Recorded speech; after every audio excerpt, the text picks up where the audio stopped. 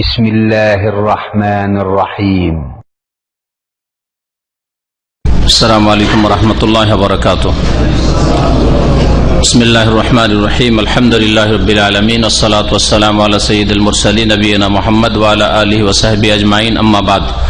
ফাউযু বিল্লাহি মিনাশ শাইতানির রাজীম। কুল কুল্লুন ইয়ামালু আলা শাকিলাতিহি ওয়া ফারাব্বুকুম আ'লামু বিমান হুয়া আহদা সাবিলা। আল্লাহ পাক রব্বুল আলামিনের যাবতীয় প্রশংসা যে আল্লাহ পাক রব্বুল আলামিন সবকিছুর মালিক।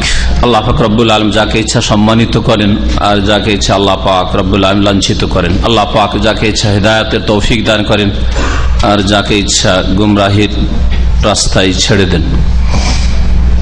সালাত এবং সালাম নাযিল করেন মুহাম্মদ রাসূলুল্লাহ সাল্লাল্লাহু আলাইহি সাল্লামের উপর, যাকে আল্লাহ পাক রব্বুল আলামিন সবচেয়ে বেশি সফলতা দান করেছেন এবং সফলতার পূর্বেই তাকে আল্লাহ পাক ভবিষ্যৎবাণী করে সুসংবাদও দিয়েছেন।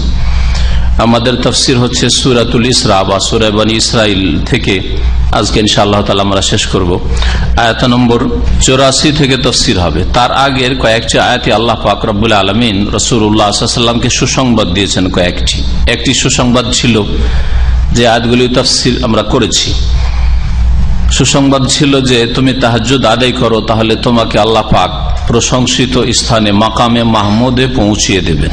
আল্লাহ পাক ওয়াদা করেছেন যে হে নবী মুহাম্মদ সাল্লাল্লাহু আলাইহি ওয়াসাল্লাম, আর সূরা হচ্ছে মক্কি সূরা। নবী সাল্লাল্লাহু আলাইহি ওয়াসাল্লাম অত্যন্ত দুর্বল, অসহায়, মজলুম, নির্যাতিত, হেউ কাফের মুশরিক নেতাদের সামনে। সে সময় আল্লাহ পাক তাকে ভবিষ্যৎবাণী করে সবচাইতে বড় সম্মানের স্থানে, প্রশংসিত স্থানে মাকামে মাহমুদে পৌঁছাবেন এই ওয়াদা করছেন। এর চাইতে বড় সুসংবাদ আর কি হতে পারে? আল্লাহ পাক রব্বুল আলামিন তারপরে সুসংবাদ দিচ্ছেন আয়াত নম্বর 80-তে। তাতে রয়েছে ওয়াকুর রব্বি আদখিলনি মুদখালা সিদক ওয়া আখরিজনি মুখরাজা সিদক ওয়াজআলনি মিন লাদুনকা সুলতানান নাসিরা। আল্লাহ পাক এখানে সুসংবাদ দিয়েছেন নবী করিম সাল্লাল্লাহু আলাইহি ওয়াসাল্লামের হিজরতের, যে আর জুলম বেশি দিন মক্কায় তোমার উপর, তোমার সাথী সঙ্গী সাহাবায়ে কেরাম রাদিয়াল্লাহু আনহুমের উপর থাকবে না। জুলমের অবসান ঘটবে। তোমাকে এখন এখান থেকে হিজরত করতে হবে মদিনার উদ্দেশ্যে। আল্লাহ পাক বলছেন যে হে নবী তুমি এই দোয়া করো, তার মানে শীঘ্রই তোমাকে এখান থেকে সহি সালামত আমি বের করে নেব। তোমাকে এরা বের করে দেবে না, আমি বের করে নেব। আমার নির্দেশে তুমি হিজরত করবে আর সহি সালামত নিরাপদ সসম্মানে তুমি মদিনা মুনাওয়ারায় প্রবেশ করবে। ওয়াকুর রব্বি আদখিলনি মুদখালা, আমাকে প্রবেশ করাও। হে নবী তুমি দোয়া করো। আল্লাহ পাক শিখাচ্ছেন রব্বে আদখিলনি, হে আমার প্রতিপালক, আদখিলনি আমাকে দাখিল করো, প্রবেশ করো। মুদখালা সিদক মানে সসম্মানে প্রবেশ করাও। মদিনায় আমি প্রবেশ করব সম্মানের সাথে, ইজ্জতের সাথে প্রবেশ করাও। ওয়া আখরিজনি, আর আমাকে বের করো মক্কা হতে, মুখরাজা সিদক সসম্মানে। আল্লাহ পাক রব্বুল সসম্মানে বড় ইজ্জতের সাথে তাকে পৌঁছে দিলেন সহি সালামত মদিনায়। সসম্মানে প্রবেশ করলেন মদিনায়, সসম্মানে বেরোলেন মক্কাতুল মুকাররমা থেকে। এই ছিল সুসংবাদ দ্বিতীয়। তৃতীয় সুসংবাদ রয়েছে তারপরে আয়াত নম্বর 81-তে। ওয়াকুল জা আল হক, হে নবী এই কথাও বলো সত্য এসে গেছে। দ্বীন ইসলাম সত্য, কোরআন কারীম সত্য, আল্লাহ পাকের নাযিলকৃত বিধান সত্য এসে গেছে। মুহাম্মদ রাসূলুল্লাহ সাল্লাল্লাহু আলাইহি ওয়াসাল্লামের রিসালাত সত্য, তিনি শেষ রাসূল, সারা বিশ্বের সমস্ত মানুষের জন্য সত্য আগত হয়েছে। ওয়া যাহাকাল বাতিল, বাতিল বিলুপ্ত হবে। যাহাকা বাতিল বিলুপ্ত হয়েছে মানে হবে, এখনো হয়নি। মক্কায় সূরা নাযিল হচ্ছে, আয়াত নাযিল হচ্ছে, সূরা বনী ইসরাঈল মক্কায় নাযিল হচ্ছে, এখনো বাতিল ধূলিসাৎ হয়নি, বিলুপ্ত হয়নি। কিন্তু আল্লাহ বলেন ওয়া যাহাকাল বাতিল, অতীতকাল দিয়ে বাতিল বিলুপ্ত হবেই হবে। যেমন অতীতের কোন ঘটে যাওয়া ঘটনা সত্য, এতে সামান্যতম কোনো সন্দেহ নেই, চোখের সামনে ঘটেছে আপনার। ওই রকমই ভবিষ্যতে মাত্র কয়েক বছর মধ্যে বাতিল নিশ্চিহ্ন হয়ে যাবে, বিলুপ্ত হয়ে যাবে। মক্কা বিজয়ের সুসংবাদ রয়েছে এই আয়াতে। তাফসীরকাররা বলছেন আয়াত নম্বর 81-তে ওয়াকুল জা আল হক ওয়া যাহাকাল বাতিল ইন্নাল বাতিলা কানা যাহুকা, নিশ্চয়ই বাতিল বিলুপ্ত হওয়ারই বস্তু, চিরকাল থাকার জন্য আসে নাই। মিথ্যা অবশ্যই ধ্বংস হবে, মিথ্যার সর্বনাশ হবে। মানুষের তৈরি করা মতবাদ ধ্বংস হবে। ফেরাউন বাতিলপন্থী ধ্বংস হয়েছে। হক মুসা আলাইহিস সালামের প্রতি নাজিলকৃত কিতাব বিজয়ী হয়েছে। আল্লাহ পাকের এটা হচ্ছে যুগে যুগে নীতিমালা। নবী করিম সাল্লাল্লাহু আলাইহি ওয়াসাল্লামকে এই আয়াতে সুসংবাদ হয়েছে মক্কা বিজয়ের। মক্কা বিজয়, এখন তো হিজরতই হয়নি, হিজরতের আগে নাজিল হচ্ছে এই আয়াতগুলি। হিজরতের পরে 8 বছর পরে মক্কা বিজয় হচ্ছে। রাসূলুল্লাহ সাল্লাল্লাহু আলাইহি ওয়াসাল্লাম বিজয়ী হয়ে মক্কায় প্রবেশ করছেন আর সবকে সাধারণ ক্ষমা করে দিচ্ছে।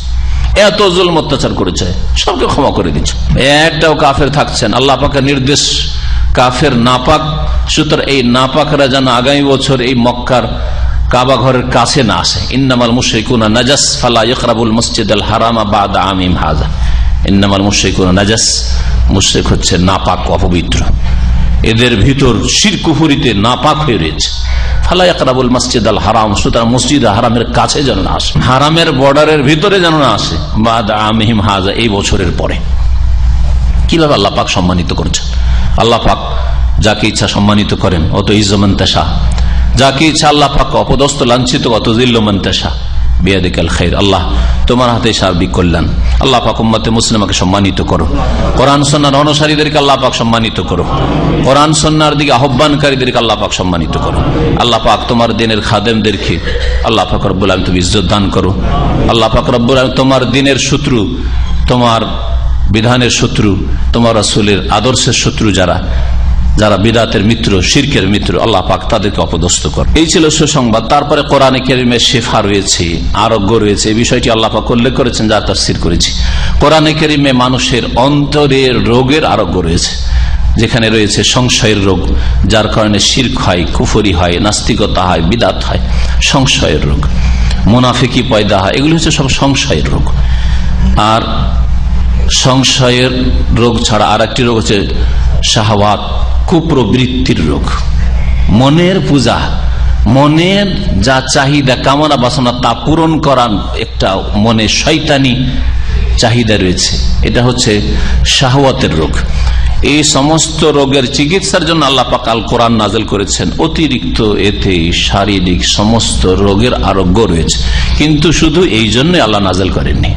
আসলে নাযিল করেছেন অন্তরকে সমস্ত রকমের পাপ থেকে, সমস্ত রকমের সংশয় থেকে, সমস্ত রকমের কুফরি থেকে, শিরক থেকে, আর কুসংস্কার থেকে মুক্ত করার জন্য। হিংসা, বিদ্বেষ, শত্রুতা, কলহ, মনে যে সব আরো এইরকম একজন মানুষের আরেকজন মানুষ সম্পর্কে যত খারাপই থাকতে পারে, সমস্ত কিছু থেকে চিকিৎসা রয়েছে কোরআনে কারীমে শিফা।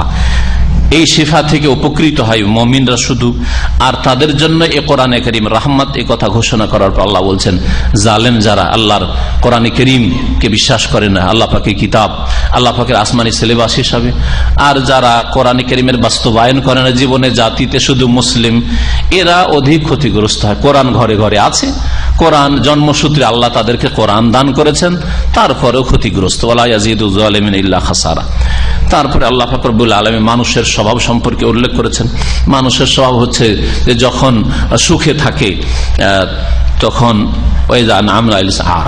সুখী হয় তখন আল্লাহকে ভুলে যায়, সুখী যখন হয় তখন আল্লাহকে ভুলে। অধিকাংশ মানুষকে দেখবেন সুখের জীবন, সারা জীবনটা কেটে যাচ্ছে, আল্লাহ পরকাল, দিন শিখা, ফরজ কোনো পরোয়া নেই, মেতে আছে।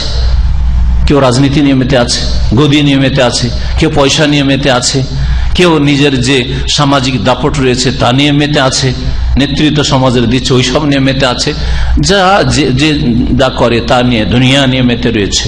পরকাল সম্পর্কে, আল্লাহ সম্পর্কে, আল্লাহ পাকের দিন সম্পর্কে কোন রকমের তাদের খেয়াল নেই, বেখেয়াল হয়ে রয়েছে।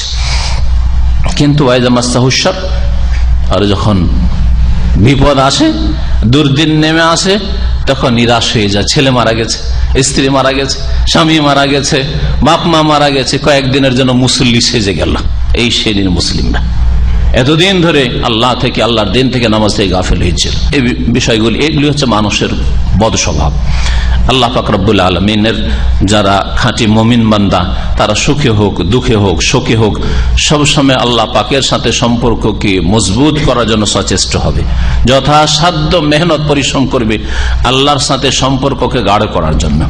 আল্লাহ পাক তারপরে ইরশাদ করছেন, যেখান থেকে আমাদের আজকের তাফসীর আসল শুরু হবে, কুল হে নবী আরো জানিয়ে দাও মানুষকে, এই কাফের মুশরিকদেরকে জানিয়ে দাও, মক্কায় নাযিল হচ্ছে, জানিয়ে দাও কুল্লুন ইয়ামালু আলা শাকিল, দেখো আমাদের ওপর জুলম অত্যাচার না করে যে যে তরিকা রীতিনীতির ওপর চলছো ঠিক আছে, কিন্তু আল্লাহ ভালো জানেন যে তোমরাই সঠিক পথে রয়েছো নাকি আমরা সঠিক পথে রয়েছি। কুল্লুন ইয়ামালু আলা শাকিলাতে, নবী জানিয়ে দাও যে প্রত্যেককে কর্ম করে, ইয়ামালু আলা শাকিলাতে, নিজ পন্থার ওপর বা নিজ রীতির ওপর, নিজের নিজের রীতিনীতির ওপর সবাই চলে। সবাই মনে করে যে আমি যেই তরিকার ওপর আছি, পদ্ধতির ওপর আছি, যেই পথে আছি সেটাই হয়তো ঠিক। বিশেষ করে ধর্মের নামে যে কাজগুলি হয়, ধর্মের নামে মূর্তি পূজা হইলেও মনে করে যে খুব ভালো কাজ করছে, ধর্মের নামে কবর মাজার পূজা হইলেই মনে করে আমরাই তো আসলে ওলিউল্লাহর সাথে মহব্বত করি, আর আমরাই তো আসলে হক আদায় করি। কারণ আল্লাহর ওলির আল্লাহর দোস্তদেরকে ভালোবাসলাম না তো কি? ভালোবাসা মানে পূজা করা? ভালোবাসা মানে আল্লাহর হক কেড়ে নিয়ে দিয়ে দেওয়া, সিজদা করা না। ভালোবাসা মানে আপনি ভালোবাসেন তো ওদের মতো আপনি চরিত্রবান হন, ওদের মতো আপনি ইবাদত বন্দেগীকারী হন, ওদের মতো আপনি সৎকর্মশীল হয়ে যান, ওদের মতো আপনি আল্লাহওয়ালা হয়ে যান, আল্লাহর দিনের জন্য নিজেকে উৎসর্গ করেন, নিজের সময়কে উৎসর্গ করেন। আর ভালোবাসার মানে তো এই নয় যে আল্লাহর হক কেড়ে নিয়ে তাদেরকে দিয়ে দাও, সিজদা তাদেরকে দিয়ে দাও, রুকু তাদেরকে দিয়ে দাও, জবাই তাদেরকে দিয়ে দাও, মান্যত তাদের দিয়ে দাও, ইবাদত বন্দেগী ভাগাভাগি করে দাও, আল্লাহর হক তাদেরকে দিয়ে দাও, এই তো না। আল্লাহ পাক বলছেন যে ফারাব্বুকুম আলামু, জানিয়ে দাও যে তোমাদের প্রতিপালক যিনি আল্লাহ তিনি সবচেয়ে বেশি জানেন। বেমান হুয়া আহদা সাবিলা, কে অধিক সঠিক পথ প্রাপ্ত, কে সবচেয়ে বেশি সঠিক পথের পথিক, সঠিক পথের সবচেয়ে বেশি কে পথিক, কে সঠিক পথের উপর আছে, আমি মুহাম্মদ সাল্লাল্লাহু আলাইহি সাল্লাম আর আমার সাথী সঙ্গীরা, নাকি এই কুরাইশরা যে তাদের 360টি মূর্তির ধর্মের ওপর রয়েছে, তারা সঠিক পথে রয়েছে? আল্লাহই ভালো জানেন। সবাই নিজ নিজ কাজ করে যাচ্ছ, আর মানবে না, যদি না মানবে ঠিক আছে, আল্লাহ পাক ভালো জানেন যে কে হক পথে আছে। আল্লাহ চূড়ান্ত ফয়সালা শিগগির করবেন।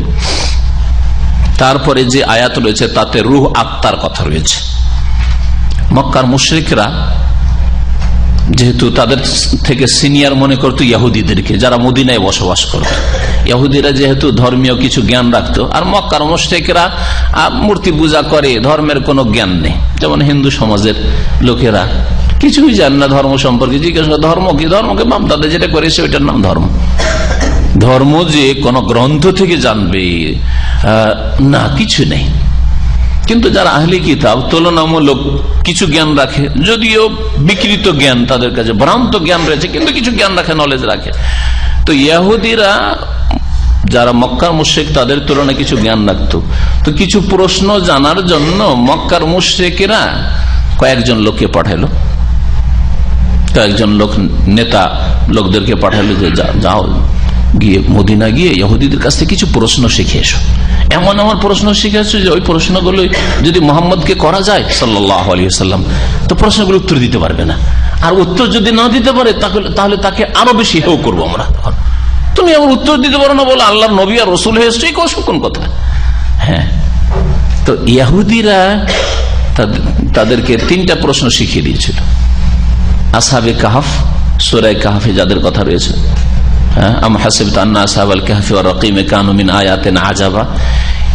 গুহায় যে বেশ কিছু যুবকরা ঢুকে পড়েছিল আর কয়েকশো বছর শুয়ে থেকে গেছিল, আর ওখানেই তারা মারা গেছে, আর ওখানে তাদের কবর হয়ে গেছে। ওদের ঘটনাটা যে প্রাচীন যুগে ঘটেছিল কয়েকশো বছর আগে, ওটা কি? এই প্রশ্ন করবে।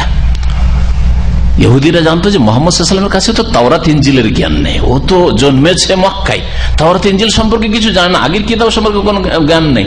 তাহলে যদি নবী না হইতে বলতে পারবে না, কোত্থেকে জানবে এই ঘটনা? এই ঘটনা তো আমরা জানি, শুধু যাদের কাছে কিতাবের তাওরাত ইনজিলের জ্ঞান আছে, বাইবেলের জ্ঞান আছে, তারা জানি। এই প্রশ্ন করবে। আর একটা প্রশ্ন করবে যুলকারনাইন সম্পর্কে। এক বড় শক্তিশালী রাজা ছিল, যে ছিল জুলকারনাইন। এই জুলকারনাইন পূর্ব থেকে পশ্চিম, পূর্ব দিকে ভ্রমণ করেছে, আর শুধু ভ্রমণ না, বিজয় লাভ করতে করতে একেবারে পূর্বে যত দূর পর্যন্ত মানুষ সেই যুগে বসবাস করতে পৌঁছে গেছে। আমার পশ্চিম দিকে সফর করেছে, পশ্চিম দিকে গিয়ে যত দূর মানুষ বসবাস করে আটলান্টিক পর্যন্ত পৌঁছে গেছে। উত্তর দিকে সফর করেছে, আর পৌঁছে গেছে সেই ইয়াজুজ মাজুজের এলাকা পর্যন্ত।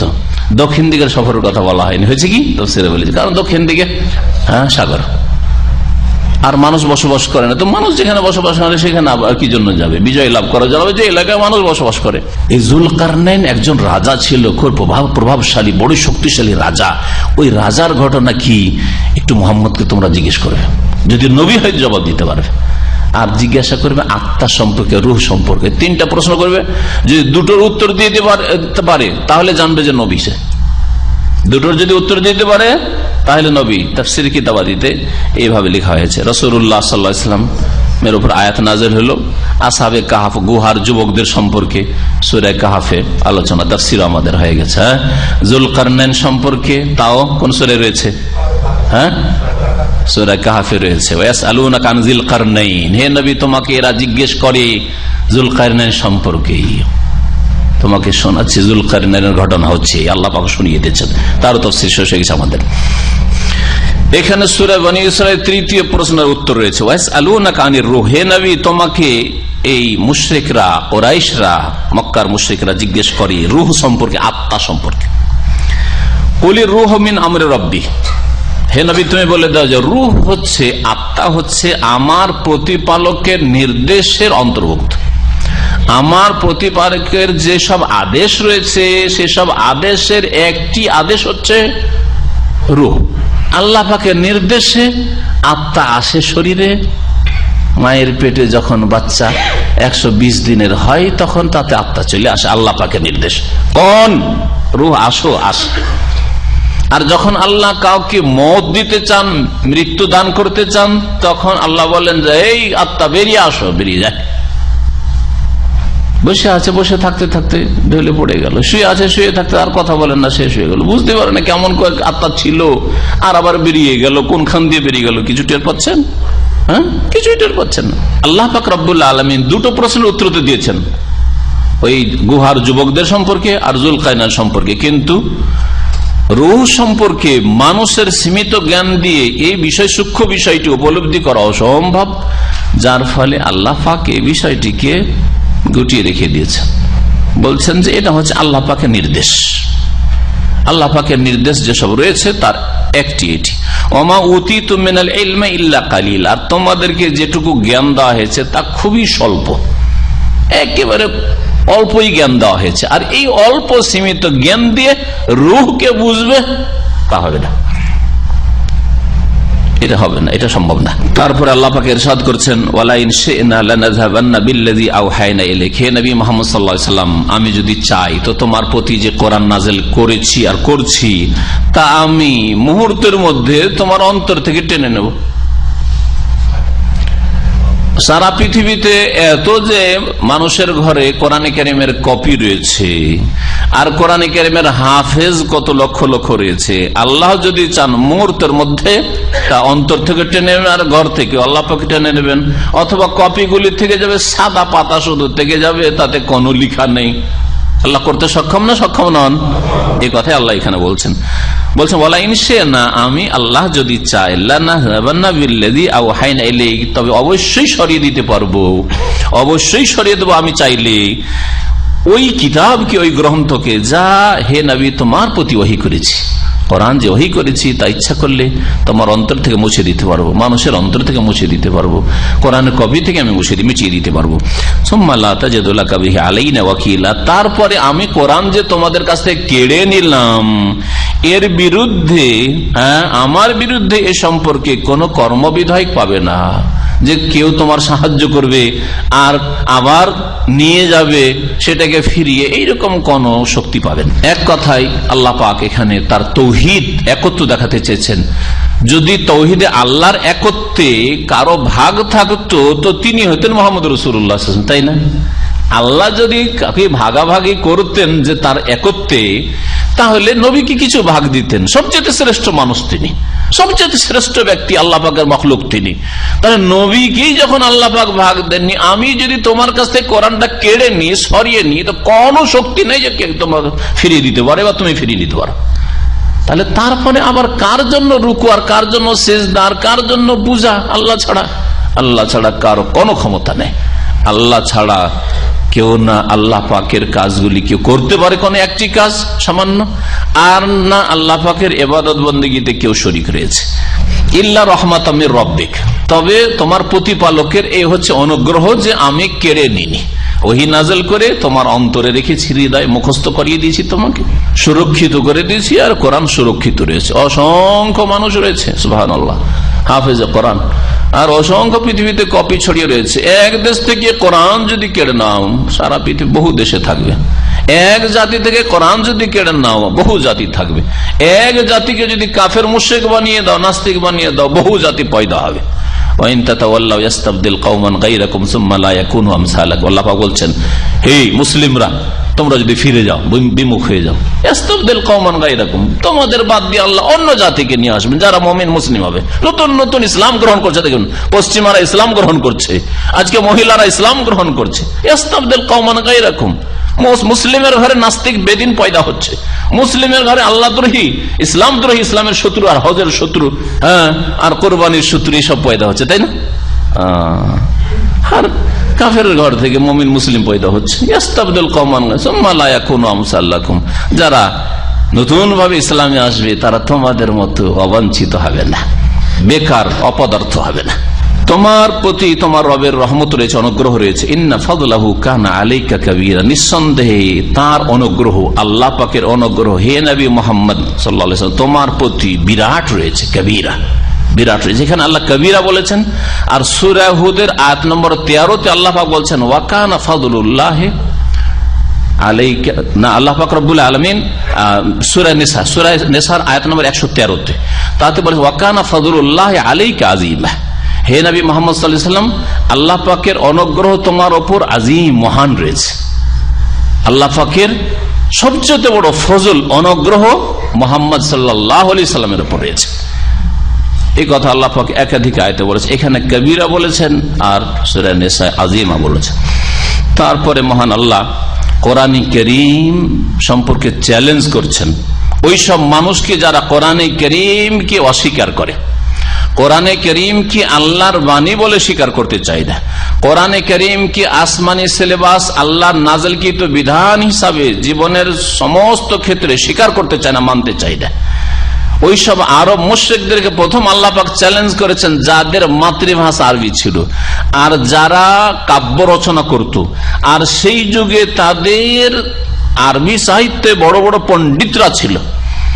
আরবি সাহিত্য যত উন্নতি করেছিল, আরবি আদব সাহিত্য যত উন্নতি করেছিল মুহাম্মদ রাসূলুল্লাহ সাল্লাল্লাহু আলাইহি ওয়াসাল্লামের জামানায়, যখন কোরআন নাযিল হচ্ছিল সেই সময়, আজকেও এত উন্নত আরবি সাহিত্যটা। বড় বড় কবি সেই যুগে পয়দা হয়েছে, জাহিলি যুগে, আর তারপরে ইসলামের যুগেও। সেই সময় আল্লাহ পাক চ্যালেঞ্জ করেছেন যে কোরআনকে যদি আল্লাহ পাকের বাণী বলে বিশ্বাস না করো, বলে মোহাম্মদ রচনা করে নিয়ে আসছে, মোহাম্মদ কবি, অথবা মোহাম্মদের কাছে কোন গণক নিয়ে আসছে, হ্যাঁ, মোহাম্মদকে কেউ শিখিয়ে দিচ্ছে, এই মোহাম্মদের তৈরি করা কথা, এইসব কথা যদি বলো, তাহলে তোমাদেরকে চ্যালেঞ্জ করলাম যে কোরআনে কারীমের মতো একটি কোরআন নিয়ে আসো। এই আয়াতে, আয়াত নম্বর 88 সূরা বনী ইসরাইল, এতে আল্লাহ পাক কোরআনের মতো আরেকটি কোরআন নিয়ে আসতে বলেছেন। কোন দিক থেকে? কোন দিক থেকে কোরআনের মতো কোরআন? একটা বই নিয়ে চলে আসলে হবে? হ্যাঁ, একটা পুস্তক নিয়ে চলে আসলে হবে না, ভাষার দিক থেকে। ভাষায় যে অলংকার থাকে, অলংকার পূর্ণ এইরকম বাণী নিয়ে আসো তো দেখি কোন মানুষ তৈরি করে তোমরা।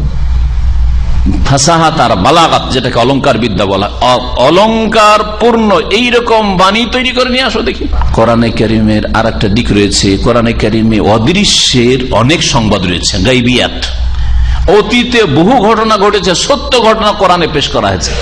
আদম আলাইহিস সালাম, ইবলিস থেকে শুরু করে নূহ আলাইহিস সালাম, ইব্রাহিম আলাইহিস সালাম, মুসা, ঈসা, ইদ্রিস, মারিয়ামের ঘটনা, ঈসার জন্মের ঘটনা, কত গায়বের কথা রয়েছে, কত অদৃশ্যের কথা, গুহাওয়ালাদের আসাবে কাফের ঘটনা, জুলকারনাইনের ঘটনা, অদৃশ্যের বহু সংবাদ।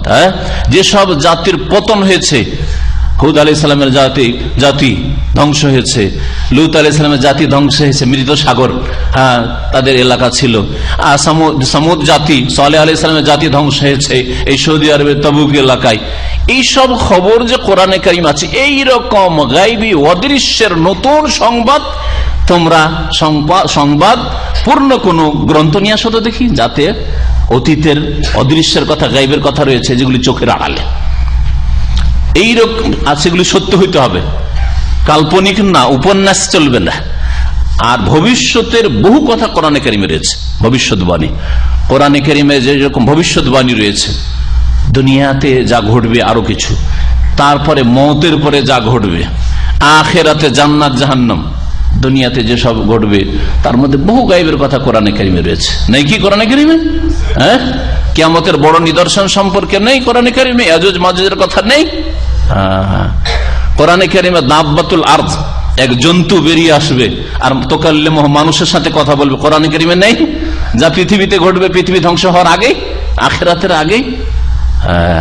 মওতের পরে কি হয় নেই কোরআনে কারিমে, রাসূলের হাদিস। এইরকম গায়বের সংবাদপূর্ণ, অতীতের আর ভবিষ্যতের গায়বের সংবাদে পরিপূর্ণ কিতাব, গ্রন্থ রচনা করে নিয়ে আসো তো দেখি। তারপরে কোরআনে কারিমে সুন্দর সুন্দর আকীদার বিষয়, বিশ্বাসের বিষয়, ফেতের বিষয় রয়েছে, সুন্দর সুন্দর বিধিবিধান, শরীয়তি বিধিবিধান রয়েছে, হুকুম আহকাম রয়েছে, হালাল হারাম। এবং এগুলোতে যে সায়েন্টিফিক রহস্য, তখন তো মানুষ সায়েন্স জানতো না। কেন শুকরের গোশত হারাম, কেন কুকুরের গোশত হারাম, কেন কুকুরে যদি মগু দিয়ে দেয় 7 বার করে ধুইতে, তার মধ্যে একবার মাটি দিয়ে মাজতে হবে, মাটি দিয়ে পরিষ্কার করতে হবে থালা বাসন। এসবের সায়েন্টিফিক হিকমত নেই? অবশ্যই আছে। তাই এইরকম বিধিবিধান সম্বলিত গ্রন্থ নিয়ে আসো তো দেখি।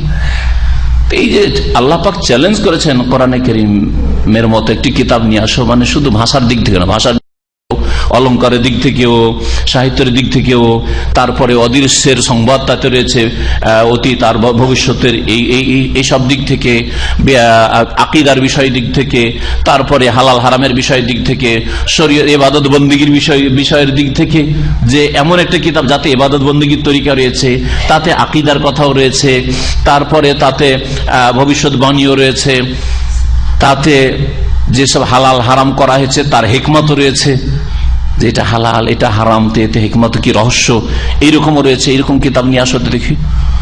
এই চ্যালেঞ্জের সামনে তখনকার যুগের বড় বড় যারা কবি ছিল তারা বলেছে যে না, সম্ভব না।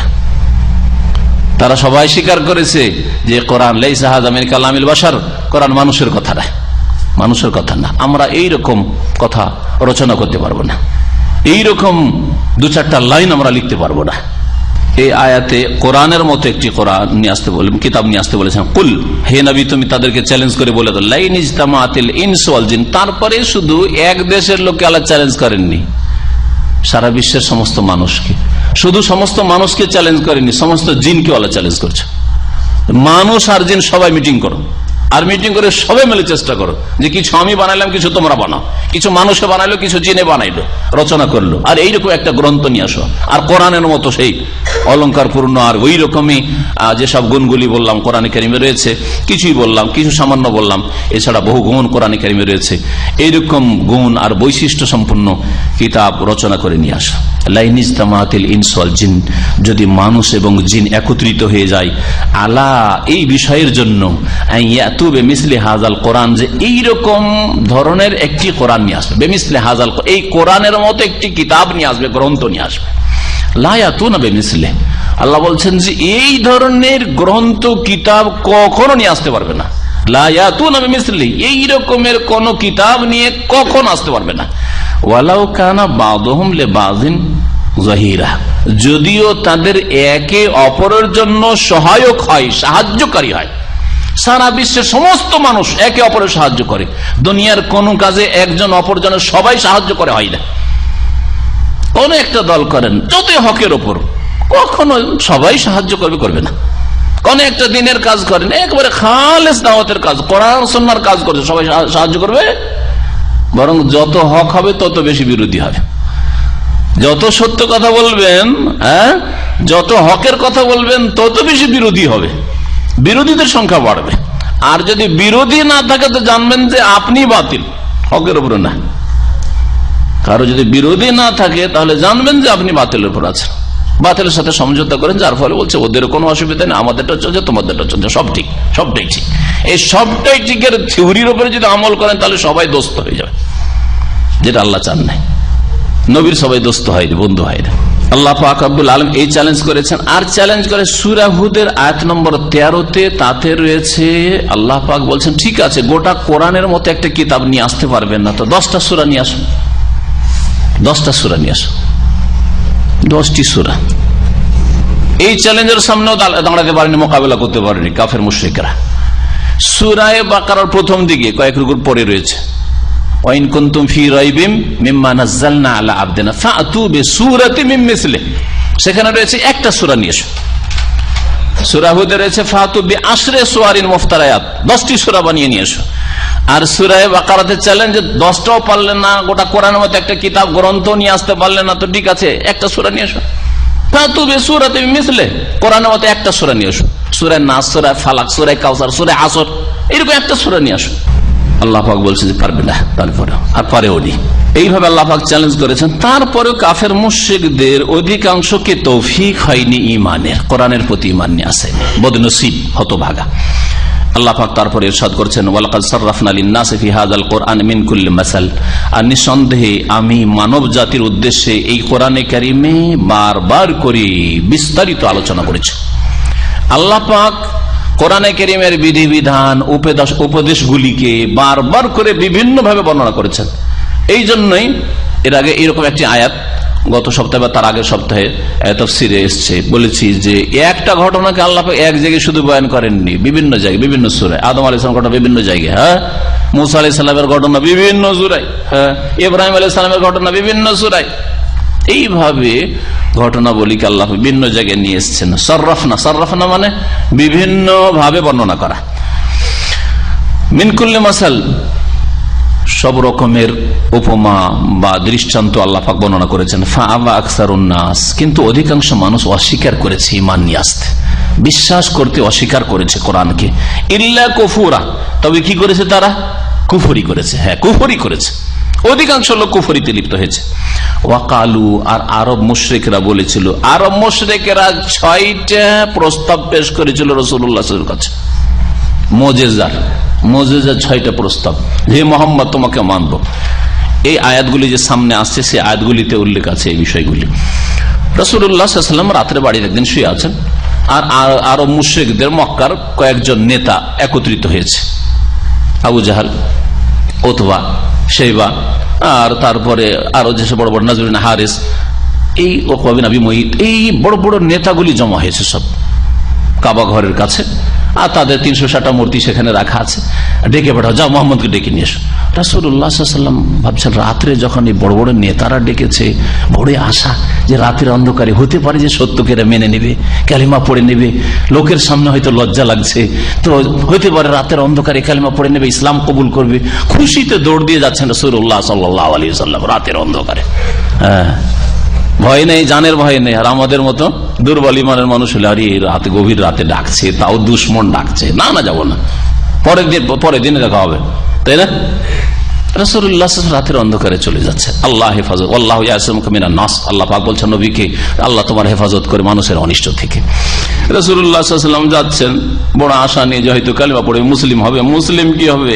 এই প্রস্তাবগুলি। ওয়াকালু, এই কাফের মুশরিকরা বলেছিল, লান নুমিনা লাকা, হে মুহাম্মদ তোমার প্রতি কখনো ঈমান নিয়ে আসবো না, বিশ্বাস করবো না। তবে যদি এইগুলো আমাদের প্রস্তাব, এগুলো যদি করে দিতে পারো, আমাদের দাবি দাবা যদি পূরণ করো, 6টা দাবি আছে, 6টার একটা কমপক্ষে দেখাইতে হবে, 6টার একটা কমপক্ষে দেখাইতে হবে। কি? হাত্তা তাফজুরা লানা মিনাল আরদি ইয়ামবুয়া, যতক্ষণ পর্যন্ত আমাদের জন্য এই ভূমি থেকে ঝর্ণাধারা প্রবাহিত না করে দিবেন। দেখেন মক্কায় চারিদিকে পাথর আর পানির অভাব, কত দূর দূর থেকে মশকে করে পানি নিয়ে আসতে হচ্ছে, ঝর্ণা প্রবাহিত করে দেয়, একটা নহর, নদী চলুক। গঙ্গার মতো, পদ্মার মতো, যমুনার মতো, আর সাইহন, জৈহন, ফোরাত, নীল, এইরকম একটা দরিয়া যদি বহিয়ে দিতে পারেন আপনি মক্কাতে, তাহলে আমরা ঈমান নিয়ে আসবো। আর কি বলছেন, আও তাকুনা লাকা জান্নাহ, অথবা আপনার একটা বাগান হোক। আপনি যখন নবী, আরে আমরা না হয় বাগানের মালিক হইলাম না, কিন্তু আপনি একটা বাগানের মালিক হন, মক্কা একটা বিশাল বাগান করে দেন, আল্লাহ রাতারাতি একটা বাগান দিয়ে দিক আপনাকে। আর সেই বাগানটা হবে কিসের? মিন নাখিলিন ওয়া আইনাব, খেজুরের বাগান আর আঙ্গুরের বাগান। আঙ্গুরের জন্য আমাদের ওই তাইফে যেতে হচ্ছে, না ও তাইফে যাওয়ার দরকার নেই, আমরা মক্কাতে একটা বাগান চাই। আর সে বাগানের মালিক মোহাম্মদ তুমি হও, অসুবিধা নেই, তুমি মালিক। ফাতুফাজ্জিরাল আনহারা খিলালাহা তাফজিরা, শুধু বাগান আর বাগানের মাঝে মাঝে ফাঁকে ফাঁকে কি হইতে হবে? ঝর্ণা ধারা প্রবাহিত করতে হবে। ঝর্ণা যেন বাগানের ভিতর দিয়ে ঝর্ণা থাকে, নহর প্রবাহিত, পানিও পাওয়া যায় বাগানের ভিতরে, খেলাম দেম আর পানিও পেয়ে গেলাম, একেবারে পরিষ্কার পরিচ্ছন্ন স্বচ্ছ পানি। কয়টা প্রস্তাব হইল? দুইটা হয়েছে। আউতুসকেতাসমা, অথবা আপনি এক কাজ করেন, আকাশকে টুকরো টুকরো করে আমাদের মাথার উপর ফেলে দেন দেখি, বৃষ্টি বর্ষণের মতো করে আকাশকে ফেলে দেন দেখি। কামা জামতা আলাইনা, যেমন আপনার ধারণা যে আমাদের উপর নাকি আকাশ থেকে আযাব নাজিল হবে। কারণ নবী সাল্লাল্লাহু আলাইহি ওয়াসাল্লাম যখন তাদেরকে ঈমানের দাওয়াত দিতেন, সতর্ক করতে, দেখো আল্লাহর প্রতি যদি ঈমান না নিয়ে আসো তো কখন যে আযাবে ইলাহি নাজিল হয়ে যায়, কখন যে আসমান থেকে আল্লাহ পাকের আযাব গজব নাজিল হয়ে যায়। দেখো আল্লাহ পাক রব্বুল তোমাদের আশেপাশে সামুদ সম্প্রদায়কে ধ্বংস করেছেন, আদ সম্প্রদায়কে ঘূর্ণিঝড় দিয়ে ধ্বংস করেছেন, লূত আলাইহিস সালামের জাতি সমকামী চরিত্রহীন জাতি, নোংরা জাতিকে আল্লাহ পাক ধ্বংস করেছেন, তোমাদের উপর কখন আযাব চলে আসতে পারে। নূহ আলাইহিস সালামের জাতিকে আল্লাহ পাক মহাপ্লাবন দিয়ে, বন্যা দিয়ে ধ্বংস করেছেন, তোমাদেরকে ধ্বংস করতে পারে। এই যে আল্লাহ পাক রাসূল সাল্লাল্লাহু আলাইহি ওয়াসাল্লাম এইভাবে তাদেরকে উপদেশ দিয়ে নসিহত করতেন। তো তখন তা বল, তুমি তো বলো যে নাকি আমরা যদি ঈমান না নিয়ে আসি তো আকাশ থেকে আমাদের উপর আযাব গজব নাজিল হবে। তো এক কাজ করো, আকাশটা উপরে দেখছি, আমাদের ভেঙে চুরে আমাদের উপর দেখি বর্ষা দাও তো দেখি, আকাশকে বর্ষা দাও আমাদের উপর টুকরো টুকরো, কেসাফান, টুকরো টুকরো করে।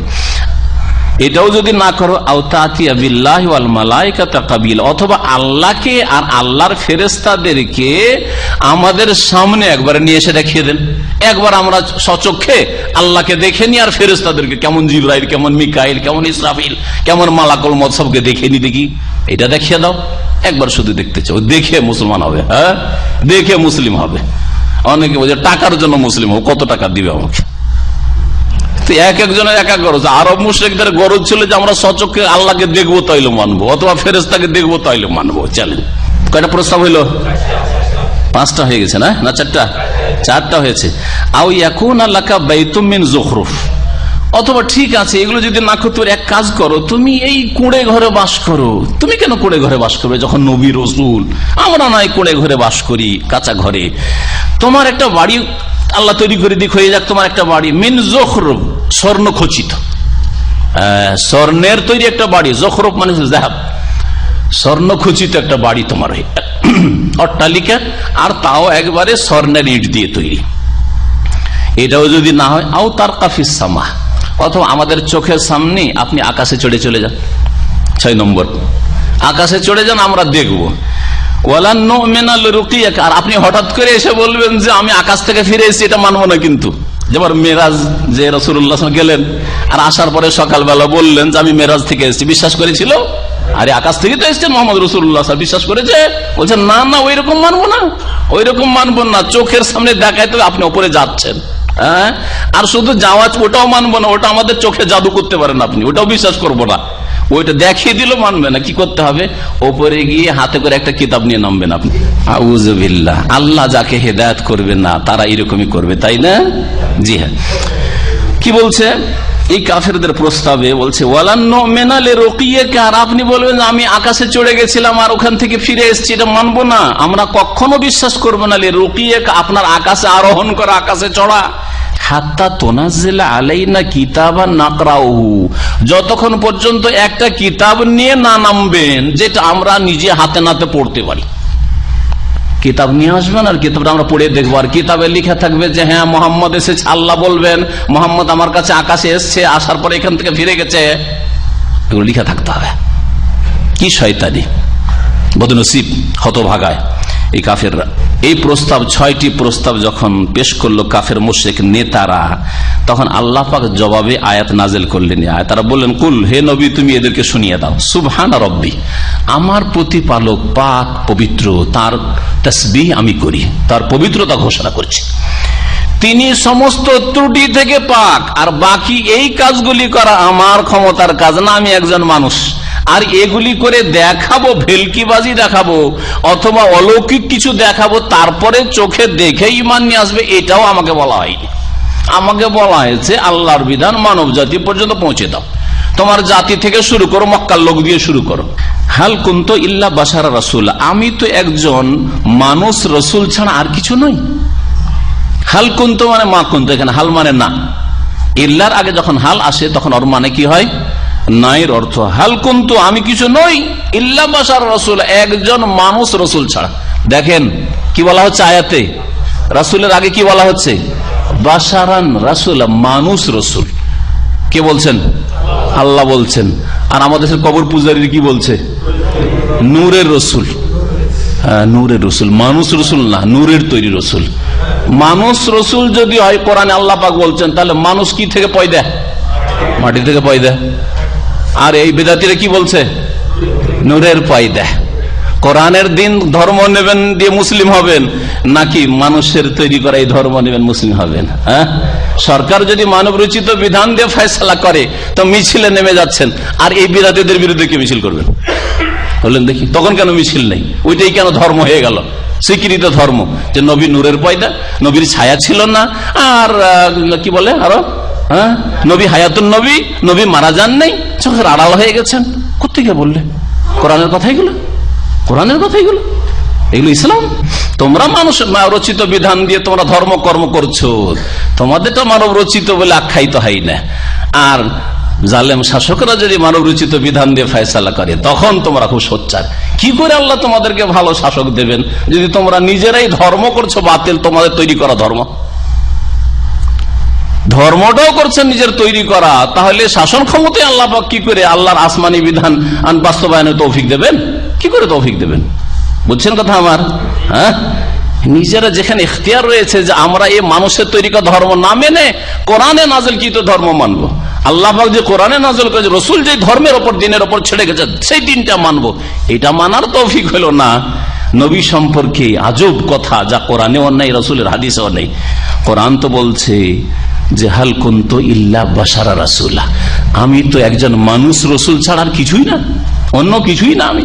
আল্লাহ পাক তারপরে বলছেন যে যুগে যুগে কিন্তু এই মানুষ রসুলকে মানবো না, এই কথাই শয়তান শিখিয়েছে মানুষকে, তাই না? মানুষ রসুলকে মানবো না। আরব মুশরিকরাও বলতো যে মানুষকে কি করে রসুল মানবো, ফেরেশতা রসুল হয়ে আসতো। আগে আসছে ওই আয়াতগুলি, ফেরেশতা কেন এলো না? আর আজকালকার বিদাতীরাও বলছে যে মানুষ রসুল মানবো না, নূরের রসুল মানবো। কি মানবো? নূরের রসুল মানবো, মানুষ রসুল মানি না। তাহলে তো আসল রসুল মানে না তো আসলে, কারণ রসুল এসছেন মানুষ, আর মানুষ রসুল মানতে রাজি না, নূর হবে তাহলে মানবে। আল্লাহ বলছে ওমামানা আন্নাস আইয়ুমিনু ইয জাআহুমুল হুদা, মানব জাতিকে ওমামানা আন্নাস বাধা দেয়নি ঈমান আনতে আইয়ুমিনু, কিন্তু কি বাধা দিয়েছে? ইয জাআহুমুল হুদা, যখন তাদের কাছে হেদায়েত এসেছিল আল্লাহর পক্ষ থেকে, দিক নির্দেশনা, ইল্লা আন কালু, এই কথাই বাধা সৃষ্টি করেছিল। কি তারা কি বলেছিল? আবাসাল্লাহু বাশারা রাসূলা, আল্লাহ কি মানুষ রসুল পাঠিয়েছেন? আল্লাহ আবার মানুষকে রসুল পাঠিয়েছেন, এটা কি করে আমরা মানতে পারি? কাফের মুশরিকরা মানুষ রসুল মানতে রাজি হয়নি। আল্লাহ বলছেন এটাই সবচেয়ে বড় বাধা ছিল তাদের। আর আজকে বিদাতি আকীদা মুসলিম সমাজে যে রসুল মানুষ নন, রসুল নূর, রসুল মাটির নন, রসুল হচ্ছে নূরের পয়দা। কোরআন বলে না, কোরআন ওর বিপরীতটা বলছে।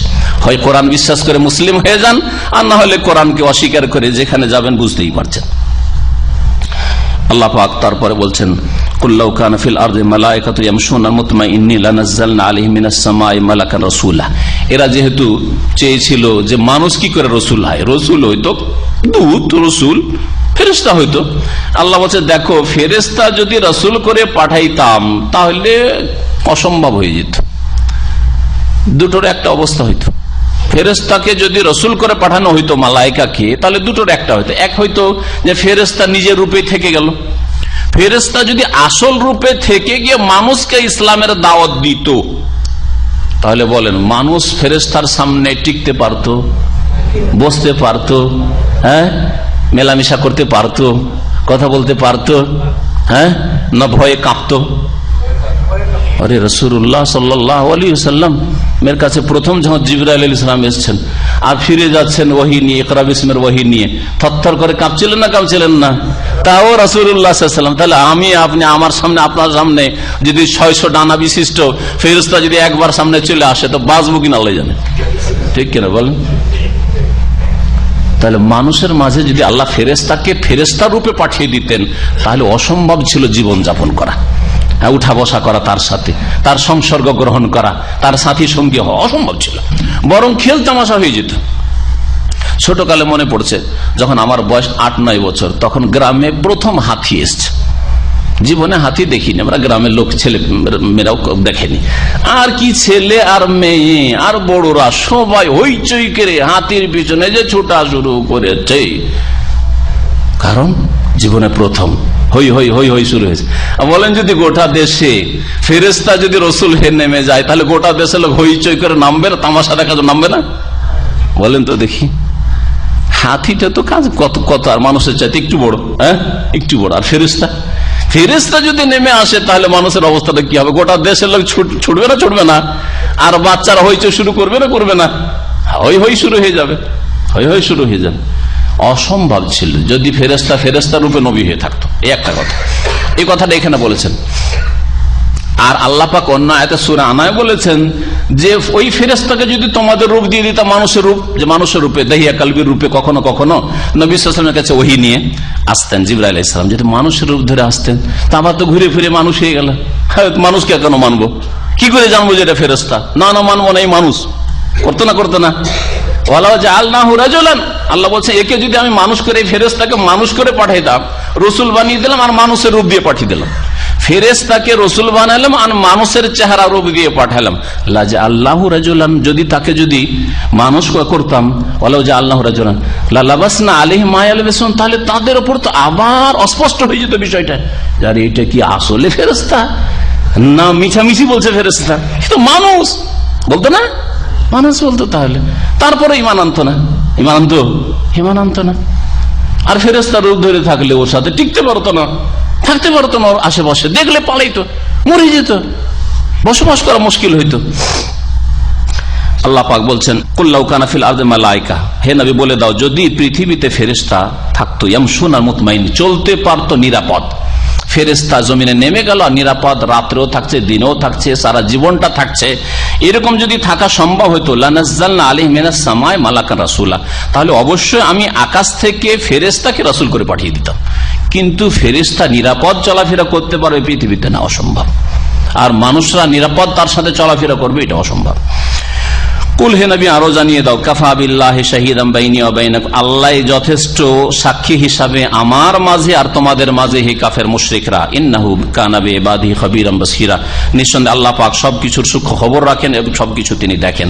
ওমাই ইয়াহদিল্লাহু ফাহুয়াল মুহতাদি, আল্লাহ পাক যাকে হেদায়েত করেন সে হেদায়েত প্রাপ্ত, ওমাই ইউদলিল, আর যাকে আল্লাহ গুমরাহ করেন, ফালান তাজিদ লাহুম আউলিয়া মিন দুনিহি, আল্লাহ ছাড়া কাউকে পৃষ্ঠপোষক পাবে না হেদায়েত করার জন্য, আল্লাহ পাকের তৌফিক না হলে। কিন্তু তৌফিক কখন হয়? যখন মানুষ চেষ্টা করে। আপনি চেষ্টা না করলে আল্লাহ পাক গন্তব্যস্থানে কখনো পৌঁছাবেন না। ভাত প্লেটের সামনে আছে, যতক্ষণ হাতে করে নিয়ে মুখের কাছে না নিয়ে যাবেন পেটে ঢুকবে, আর তারপরে মুখে দেওয়ার পরে যদি আপনি না চিবান, না গিলেন তো পেটে যাবে। তাহলে কর্ম করতে হবে, কর্ম করলে আল্লাহ পাক তৌফিক দেবেন। আল্লাহ পাক বলছেন, তাদেরকে আমি একত্রিত করবো কিয়ামতের দিন তাদের মুখের ভরে, কাফের মুশরিকদেরকে, অমিয়ান অন্ধ করে, বুকমান বোবা করে, অসম্মান আর বধির করে, বহিরা শুনবে না, আর বোবা, হ্যাঁ কথা বলতে পারবেন না, অমিয়ান আর অন্ধ কিছু দেখবেন না, আর মাথার ভরে মুখের ভরে কিয়ামতের মাঠে বিচার দিবসে চলবে কাফের মুশরিক বিধর্মী। মাওয়াহুম জাহান্নাম, তাদের বাসস্থান হবে জাহান্নামে। কুল্লামা খাবাত, যখন জাহান্নামের আগুন নিস্তেজ হয়ে যাবে, যখন নিস্তেজ হতে যাচ্ছে, আগুন জ্বলতে জ্বলতে একটু নিস্তেজ হয়, জিদনাহুম সাইয়্যিরা, তখন তার দহনকে আমি বৃদ্ধি করে দেব। আল্লাহ পাক রব্বুল আলামিন বলছেন যালিকা জাযাউহুম বিআন্নাহুম কাফারু বিআয়াতিন, এই হচ্ছে তাদের বদলা প্রতিদান যে তারা আমার আয়াতকে অস্বীকার করেছে। ওয়াকালু, আর তারা বলেছে আইযা কুন্না ইযামা ওয়া রুফাতা, যখন আমরা মরে গিয়ে হাড় হাড্ডিতে পরিণত হব, ওয়া রুফাতানা, চূর্ণ বিচূর্ণ হয়ে মাটিতে মিশে যাব, ইন্না লামাবউসুনা খালকান জাদীদা, তাহলে কি আমাদেরকে নতুন রূপে আবার সৃষ্টি করা হবে? নতুন সৃষ্টিতে আবার আমাদেরকে পুনরুত্থান করা হবে বা আমাদেরকে উঠানো হবে, আবার নতুন করে আমাদেরকে সৃষ্টি করা হবে। আরব মুশরিকেরা পুনরুত্থানকে, কিয়ামতকে অস্বীকার করত, সন্দিহান ছিল, তাদের স্পষ্ট কোনো ধারণা ছিল না, যদিও তারা দাবি করতো যে আমরা ইব্রাহিমের ধর্মের ওপর, কিন্তু ইব্রাহিম আলাইহিস সালামের যে আখিরাতের আকীদা সে সম্পর্কে তাদের কোনো জ্ঞান ছিল না। আওয়ালাম ইয়ারাউ আন্নাল্লাহা আল্লাযী খালাকাস সামাওয়াতি ওয়াল আরদা কাদিরুন আলা আন ইয়াখলুকা মিসলাহুম, তারা কি দেখে না যে আল্লাহ পাক রব্বুল আলামিন যিনি আকাশসমূহ আর জমিনকে সৃষ্টি করেছেন তিনি সক্ষম আলা আন ইয়াখলুকা মিসলাহুম, তাদের মতো আরো মানুষ সৃষ্টি করতে। প্রথমবার আল্লাহ সৃষ্টি করেছেন, আসমান জমিন আল্লাহ সৃষ্টি করেছেন, তাহলে 3.5 হাতের মানুষ আবার মাটি থেকে পুনরায় সৃষ্টি করতে পারবেন না? তিনি অবশ্যই সক্ষম। ওয়া জাআলা লাহুম আজালান লা রাইবা ফি, আর তাদের জন্য আল্লাহ পাক নির্ধারিত সময় স্থির করেছেন যাতে কোনো সন্দেহ নেই। কিছু কতদিন থাকবে পৃথিবীতে, কতদিন মওতের পরে আবার বরজাখী জীবনে কবরে থাকবে, মাটিতে থাকবে, আর কখন আবার উঠে আসবে, উঠার সময় কখন, আল্লাহ পাক সবকিছু স্থির করেছেন। ফাআবায যালিমুনা ইল্লা কুফুরা, জালেমরা অস্বীকার করেছে ঈমান নিয়ে আসতে, কুফরি ছাড়া, অর্থাৎ তারা কুফরি ছাড়া ঈমানকে অস্বীকার করেছে, কুফরি করেছে। কুল, হে নবী আরো জানিয়ে দাও, লাউ আনতুম তামলিকুন খাজাইনা রাহমাতি রাব্বি, আমার প্রতিপালকের রহমতের ভান্ডারের তোমরা যদি মালিক হয়ে যাও, মানুষকে যদি সারা পৃথিবীর সমস্ত নিয়ামতের মালিক বানিয়ে দেওয়া, সমস্ত ধন ভান্ডারের মালিক বানিয়ে দেওয়া হয়, তো মানুষ তারপরেও ভয় করবে যে কি জানি বেশি খরচ করলে কি হয়ে যাবে, হ্যাঁ কমে যাবে, কমে যাবে, একদিন অভাবী হয়ে যাবো, আমার ছেলে মেয়েরা অভাবী হয়ে যাবো, হ্যাঁ ছেলে মেয়েরা অভাবী হয়ে যাবে, এই চিন্তা করবে। এটা হচ্ছে মানুষের স্বভাব, আল্লাহ পাক এখানে উল্লেখ করছেন। এসবের মালিক বানিয়ে দেওয়ার পরেও তখন তোমরা কি করবে, কৃপণতা শুরু করবে, দেবে না, মুষ্টি বেঁধে নেবে। খাসিয়াতুল ইনফাক, সবকিছু শেষ হয়ে যাওয়া, ব্যয় হয়ে শেষ হয়ে যাওয়ার আশঙ্কায়। ওয়া কানাল ইনসানু কাতুরা, মানুষ হচ্ছে বড় সংকীর্ণ মনা, কাতুরা সংকীর্ণ চিন্তাধারা মানুষের। ওয়ালাকাদ আতাইনা মূসা 9 আয়াতিন বাইয়িনাত, তারপরে আল্লাহ পাক বলছেন যে মূসা আলাইহিস সালামকে আমি 9টি সুস্পষ্ট নিদর্শন দিয়েছিলাম। ওয়ালাকাদ আতাই, নিঃসন্দেহে আমি দান করেছিলাম মূসা আলাইহিস সালামকে 9টি স্পষ্ট নিদর্শন, আয়াতিন বাইয়িনাত।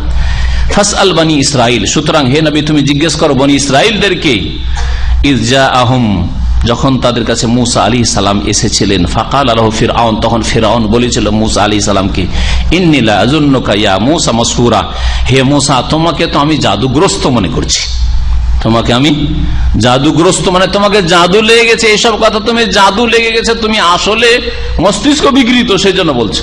আবার কখনো বলতো জাদুকর মানে সাহের, আবার জাদুগ্রস্ত, আবার জাদুকর হইতে পারেন না, কখন আবার সাহের বলতো। যখন ওই জাদুকরদের সাথে মোকাবিলা হলো, আরে সবচেয়ে বড় জাদুকর তো মূসা, তোমাদের ওস্তাদ তোমাদের শিখিয়েছে, তাই না, এই জন্য তার ধর্ম তোমরা মেনে নিলে, এই কথা বলেছিল না, ইন্নাহু লাকাবীরুকুম আল্লাযী আল্লামাকুম আস-সিহর, এই হচ্ছে বড় ওস্তাদ তোমাদের, জাদু শিখিয়েছে তোমাদেরকে, সেই জন্য তার কাছে সারেন্ডার করলে, আর আমার কথা মানলে না তোমরা। কালা, এখানে যে 9টি নিদর্শন বলা হয়েছে, 9টি নিদর্শন মূসা আলাইহিস সালামকে আল্লাহ পাক দিয়েছেন ফিরআউনের ধ্বংস হওয়ার আগে আগে, আর ফিরআউন ধ্বংস হওয়ার পরে যখন ওই তিহের ময়দানে চলে গেলেন সমুদ্র পার করে মূসা আলাইহিস সালাম, তখন আরো বেশ কিছু নিদর্শন মুজিজাত আল্লাহ দিয়েছিলেন, এটা জেনে রাখবেন। কারণ এই নিদর্শনগুলির যে আলোচনা হয়েছে, ফিরআউনকে হেদায়েত করার জন্য আল্লাহ পাক বেশ কিছু মুজিজা দিয়েছেন মূসা আলাইহিস সালামকে, যে ফিরআউন যেন এগুলো দেখে বিশ্বাস করে যে না আল্লাহ নবী, আল্লাহ পাকের রসুল, সুতরাং এর কথা মানি, আর অহংকার আমি করি না, যেন অহংকার বাদ দিই, আর আমি যে নিজে রব হওয়ার আর প্রভু হওয়ার দাবি করেছি এসব বাদ দিই। এই জন্য আল্লাহ পাক 9টি মুজিজা দিয়েছিলেন। তার মওতের পরে তার ফিরআউনের হেদায়েতের কোনো কাজ হবে না। মওতের পরে যে মুজিজাগুলি দিয়েছেন আল্লাহ পাক, সেগুলির মধ্যে রয়েছে খোলা মাঠে যখন মূসা আলাইহিস সালাম গেলেন তার সাথীদেরকে, বনী ইসরাইলদেরকে নিয়ে, নারী পুরুষ অসংখ্য মানুষ, গোটা বংশের লোক, তখন তাদের জন্য আল্লাহ পাক মেঘমালা দিয়ে ছায়া করে দিলেন, ঘর বাড়ি নেই, ছায়া, রোদের সময় মেঘ এসে ছায়া করে তাদেরকে। ওয়াযাল্লাল্না আলাইহিমুল গামাম ওয়া আনজালনা আলাইহিল মান্না ওয়াস সালওয়া, মান্না আর সালওয়া, বসে বসে খাওয়া দাওয়া, সকালবেলা দেখে যে আকাশ থেকে এক রকমের হালুয়ার মতো পড়ে আছে খাবার, আর কি আছে, এক পাখি, সালুয়া পাখি, ওই পাখির গোশত খায়। আর বেশি বেশি করে জমা করা শুরু করলো, আর পচে সরে যেতে লাগলো, তখন আল্লাহ ওই নিয়ামত ছিনিয়ে নিলেন। এইরকম আল্লাহ পাক রব্বুল তাদের 12টা গোত্রকে 12টা পানির জন্য আল্লাহ ঝর্ণার ব্যবস্থা করে দিলেন, যে কেউ কারো কাছে পানি খেতে যাবে না, সবার জন্য এক একটা গোত্রের জন্য 12টা গোত্র ছিল বনী ইসরাইলের, এক এক গোত্রের এক একটা ঝর্ণা থাকবে, ওখান থেকে তোমরা পানি খাও। এইরকম বহু মজেজা আল্লাহ পাক দিয়েছেন মুসা আলাইহিস সালামকে। মুসা আলাইহিস সালামকে যে মজেজাগুলি আল্লাহ পাক রব্বুল আলামিন দিয়েছিলেন ফেরাউনের কাছে দাওয়াত দিতে গিয়ে যে সময়টা কেটেছিল ওই সময়গুলিতে, তার মধ্যে প্রসিদ্ধ হচ্ছে লাঠির মজেজা। লাঠি ফেলে দিলে সাফ হয়ে যায়, আর হাত বগলে দিলে বের করলে সাদা দেখা যায়, শুভ্র, কোনো ব্যাধি নেই, চমকে চাঁদির মতো, রূপার মতো। আর অশ্রেণী দুর্ভিক্ষ, মিশরে দুর্ভিক্ষ পড়ল, আর ছিল তুফান, ওকুন ছিল, আর কি ছিল, পঙ্গপাল, জারাদ, পঙ্গপাল ছিল, পঙ্গপাল সবকিছু খেয়ে ফেলেছিল। ব্যাঙ, খাবার দাবার তৈরি করে রেখে পুরো রান্নার তরকারি সব ব্যাঙ হয়ে গেছে, গোস্ত যা কিছু রান্না করা আছে সব ব্যাঙ হয়ে গেছে। হ্যাঁ, আর একদম রক্ত রেখেছে, রক্ত হয়ে যেত। এইগুলি আল্লাহ পাক দিয়েছিলেন, এই 8টি। আর 9 নম্বরে কি ছিল, কেউ কেউ বলেছে যে সমুদ্রের রাস্তা, এটা চোখে দেখেছে, সমুদ্রের আবার কি করে রাস্তা হইতে পারে, কিন্তু ফেরাউন তারপরে হেদায়েত হল না, মুসা পার হয়ে চলে গেল, ও মনে করছে আমিও পার হয়ে চলে যাবো। কেউ কে এটা বলেছে, কেউ কেউ বলেছে যে এছাড়াও আরো বেশ কিছু দেওয়া হয়েছিল। এই আপনার সমুদ্রের কথা না উল্লেখ করে তারা উল্লেখ করেছে যে, কেউ উল্লেখ করেছে যে ফলের ফলন কম, দুর্ভিক্ষর সাথে সাথে ফল হয় কিন্তু গাছে ফুল হয়, ফলন হয় না, এসব হয়তো এসব দিয়ে আল্লাহ পাক রব্বুল তাদেরকে পরীক্ষা করেছেন, এসব আযাব দিয়েছেন, এগুলি ছিল নিদর্শন, কিন্তু তাতেও তারা হেদায়েত হয়নি। কেউ কেউ বলেছেন যে পাথর, অর্থাৎ রান্না করে রাখতো, মাঝে মাঝে খাবার পাথর হয়ে গেছে, সব পাথর হয়ে গেছে, এই সবগুলি উল্লেখ করা হয়েছে। সূরা আরাফ আয়াত নম্বর 133-এ আল্লাহ পাক রব্বুল আলামিন উল্লেখ করেছেন মুসা আলাইহিস সালামের এই 9টি মুজিজার 5টি সেখানে উল্লেখ করা হয়েছে। আর বাকি দুটো হচ্ছে লাঠি আর হাতের যে হাত চমকা, 7টি হয়ে গেল। আর দুটো বিভিন্ন এই মুজিজাগুলি যেগুলি অন্যান্য আয়াতে উল্লেখ করা হয়েছে। আল্লাহ পাক রব্বুল আলামিন ইরশাদ করছেন যে ফিরআউন মুসা আলাইহিস সালামকে জাদুগ্রস্ত বলল, তখন মুসা আলাইহিস সালাম বললেন, লাকাদ আলিমতা মা আনজালা হাওলা ইল্লা রাব্বুস সামাওয়াতি ওয়াল আরদি বাসাইর। হে ফেরাউন, তুমি ভালো করে জানো যে মা আনজালা হাওলা ইল্লা রাব্বুস সামাওয়াতি ওয়াল আরদ, এগুলিকে আসমান জমিনের রব ছাড়া আর কেউ নাজিল করেননি। বাসাইর, এগুলি হচ্ছে চাক্ষুষ প্রমাণ তোমার জন্য, চোখের সামনে যে মুজিজাগুলি তোমাকে দেখাচ্ছি এগুলি আল্লাহ পাক নাজিল করেছেন। ওয়া ইন্নী লা আযুন্নুকা, আমি ধারণা করি হে ফিরআউন তোমাকে, ইয়া ফিরআউন, হে ফিরআউন, মাসবুরা, যে তুমি ধ্বংস হতে যাচ্ছ। তুমি যদি এই মুজিজাগুলি দেখার পরে ঈমান না নিয়ে আসো তাহলে ধ্বংস হতে যাচ্ছ। ফাআরাদা ইয়াস্তাফিজ্জাহু মিনাল আরদ, এই ফিরআউন কিন্তু চাইল এই মিশর থেকে মুসা আলাইহিস সালামকে এবং মুসার দলবলকে, বনি ইসরাইলদেরকে উৎখাত করতে, আইয়াস্তাফিজ্জাহুম মানে উৎখাত করতে চাইলাম। ফাআগরাকনাহু আমাম মাহু জামিয়া, তখন আমি তাকেও ডুবিয়ে দিয়ে ধ্বংস করলাম, আর তার সাথে যারা ছিল তাদের সকলকে ধ্বংস করে দিলাম ডুবিয়ে। ওয়াকুলনা মিন বাদিহি লিবনি ইসরাইল, তারপরে আমি বনি ইসরাইলদেরকে বললাম, আল্লাহ পাক যখন বনি ইসরাইলদেরকে সমুদ্র থেকে নাজাত দিলেন, আল্লাহ পাক বলছেন তাদেরকে আমি বললাম, উসকুনুল আরদ, তোমরা এখন এই দেশে বসবাস করো। কোন দেশে? মিশরে কিন্তু ফিরে যাননি। বনি ইসরাইলদেরকে নিয়ে মুসা আলাইহিস সালাম মিশরে আর ফিরে যাননি। যারা বলে যে গদি দখল করা ইসলামের উদ্দেশ্য, তাদের জন্য এখানে একটা শিক্ষণীয় বিষয় রয়েছে যে নবী এত বেটার চান্স পেলেন যে মিশরের গদি খালি, তারপরে মুসা আলাইহিস সালাম সমুদ্র থেকে আরেকবার পাড়ি দিয়ে মিশরে কেন ফিরে গেলেন না? তাহলে বোঝা গেল যে ইসলাম শুধু স্টেট কায়েম করার নাম নয়, ইসলাম মানে ক্ষমতায় যেতে হবে, আর ক্ষমতার বলে সব ঠিক করে নেব, শিরক বিদআত উৎখাত করে দেবো, আর বেশ্যাখানা উৎখাত করে দেবো, আর মদের লাইসেন্স ক্যান্সেল করে দেবো, আর এই করে দেবো সেই করে দেবো, আর সবকে পাক্কা মুসলিম বানিয়ে দেবো, শুধু গদিটা আমাদেরকে দিয়ে দেন। তাহলে এই থিওরিটা ইসলামিক থিওরি নয়, এটা অপব্যাখ্যা ইসলামের, ভালো করে শুনে রাখেন। না হলে মুসা আলাইহিস সালাম অবশ্যই ফিরে যেতেন ওখানে। আল্লাহ পাক বলছেন যে উসকুনুল আরদা, হে মূসা এবং মূসার অনুসারী বনি ইসরাইলরা, তোমরা এই পৃথিবীতে বসবাস করো। কোথায় তাদেরকে যেতে বলা হয়েছিল? বাইতুল মুকাদ্দাস। আল্লাহ মিশরে না পাঠিয়ে বলছেন বাইতুল মুকাদ্দাস যাও। ওই ময়দান থেকে তারপরে বাইতুল মুকাদ্দাসে প্রবেশের নির্দেশ দিয়েছিলেন, কারণ বাইতুল মুকাদ্দাসই ছিল আসল ভূমি। ফিলিস্তিন প্যালেস্টাইনই ছিল আসল ভূমি বনি ইসরাইলদের। ফাইজা যা ওয়াদুল আখিরা, যখন পরকালের প্রতিশ্রুতি আসবে, অর্থাৎ তোমাদেরকে যখন কিয়ামতের দিনে উঠাবো হাসরে, যে এনা বেকুম লাফিফা, তোমাদেরকে একত্রিত করে দলে দলে নিয়ে আসবো। যে এনা বেকুম, আল্লাহ পাক তোমাদেরকে দলে দলে হাজির করবেন। অবিল হাক্কে আনজালনা অবিল হাক্কে নাজাল, আল্লাহ পাক বলছেন যে সত্যের সাথে আমি কোরআনকে নাজিল করেছি। অবিল হাক্কে নাজাল, আর সত্যের সাথে হকের সাথে নাজিল হয়েছে। আল কোরআন হচ্ছে সত্য। ওমা আরসালনাকা ইল্লা মুবাশশিরা ওয়া নাযীরা, হে নবী তোমাকে সুসংবাদ দাতা করে একমাত্র প্রেরণ করেছি, আর তোমাকে সতর্ককারী করে প্রেরণ করেছি। নবী মুহাম্মদ সাল্লাল্লাহু আলাইহি ওয়াসাল্লাম যে কোরআন নিয়ে এসেছেন সেটা হচ্ছে সত্য। যদিও কাফের মুশরিকেরা যতই প্রোপাগান্ডা করুক না কেন, যতই হইচই করুক না কেন যে এই কোরআন হচ্ছে গণকের কথা, কোরআন হচ্ছে মোহাম্মদ রচিত, কোরআন হচ্ছে কবিতা, কেউ শিখিয়ে দিচ্ছে মোহাম্মদকে, ইত্যাদি ইত্যাদি, যাই বলুক না কেন, কিন্তু মনে রেখো যে কোরআন সত্যের সাথে আমি নাজিল করেছি এবং সত্যের সাথেই কোরআন অবতীর্ণ হয়েছে। আল্লাহ পাক রব্বুল আলামিন বলছেন তারপরে কোরআনান ফারাকনাহু, আর এই কোরআনে কারীমকে আমি বিভক্ত করেছি। ফারাকনাহু সূরায় আর আয়াতে। কোরআন সবগুলিকে এক ধার থেকে একসাথে বয়ান করে দেননি, বিভিন্ন সূরায় আল্লাহ ভাগ করেছে। ফারাকনাহু সূরার ভাগ। আবার কোরআনে কারীমকে একটি সূরাকে বেশ কিছু আয়াতে ভাগ করেছেন। হ্যাঁ, এক একটা আয়াত শেষ হচ্ছে, থামেন, আবার আর একটা আয়াত পড়েন। ফারাকনাহু আমি বিভক্ত করেছি, লিতাকরাহু আলান নাসি আলা মুকস। আর তারপরে এই বিভক্ত করা আর একটা তাফসীর হচ্ছে কোরআনে কারীমকে আল্লাহ পাক রব্বুল আলামিন আসমান থেকে নাযিল করেছেন, লৌহে মাহফুজ থেকে প্রথম আসমান থেকে বাইতুল ইজ্জা, সেখান থেকে আল্লাহ পাক রব্বুল 23 বছরে নাযিল করেছেন জিবরাইল আলাইহিস সালামের মাধ্যমে মুহাম্মদ রাসূলুল্লাহ সাল্লাল্লাহু আলাইহি ওয়াসাল্লাম পর্যন্ত। নাযিল হওয়ার দিক থেকে আল্লাহ পাক ভাগ ভাগ করেছেন, যখন যেরকমের প্রয়োজন হয়েছে তখন আল্লাহ পাক নাযিল করেছেন।